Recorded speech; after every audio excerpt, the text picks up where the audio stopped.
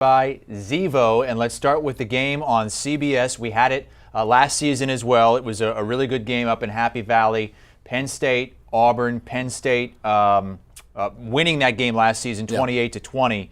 And Auburn has not been impressive at all this season. They almost got beat by San Jose State last week. Yeah, and really, when you look at their offensive struggles, it starts with TJ Finley. He struggled throwing the football. He's actually been worse versus drop coverage as opposed to pressure. But it really doesn't give you much hope. And in particular, going up against the Penn State defense that I think struggled week 1 versus Purdue, gave up some yards, gave up some points to Aiden O'Connell in that group, but really turned things around versus OU. And so it's hard for me to want to take those points in Auburn here, even though they are that home dog. We saw how effective that was in some cases last week in college football. I'm going ahead and laying the 3 points. I think Penn State has a much better feel for what they are right now. Defensively, bringing pressure with that Manny Diaz high-pressure defense. Offensively, now you see Nick Singleton, the outstanding freshman, had himself a day last week, almost 180 yards on the ground. They know they can rely on him, and they've started to continue to build in the passing game, whether it's Sean Clifford, even the talented freshman, if he gets some opportunity to come in. So I feel a little more confident about the identity of what Penn State is. I still can't really tell you what Auburn is at this point, so I'm laying the 3 points in Penn State. Danny?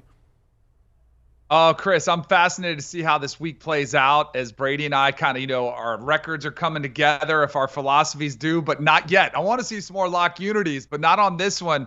I'm on the opposite side of this one, and this is more of a theme that I have this week that's sort of, hey, let's not write off the SEC just yet. I think this was last week was a disaster for the conference. And usually that's the time to step in and buy them because the athletes are still there. And while Penn State has been impressive and Auburn has not, I think this might be a game that they had circled and possibly were looking ahead to as they haven't been challenged yet. I think this game will be somewhat about TJ Finley, but more about Tank Bigsby in the ground game, able to establish themselves where the SEC typically has a pretty significant edge on those fronts. And I know Penn State was tested and passed it against Purdue, but I think this will be have a Super Bowl-like feel for the Auburn Tigers. The only thing I'm not sure on, I think the players want Brian Harsin to be around. If they do, they're going to play their tails off for him. If they don't, they kind of read the writing on the wall and say, hey, he's gone or anyway. I think this game could get ugly. But I'm going to go ahead and take Auburn, the home team, with the field goal. And I think you might see a little bit more of an open game. So I'm going to go over the pretty low total of 49. All right, again, that game is on CBS 3:30 Eastern Time from Auburn. That's going to be a great atmosphere. All right.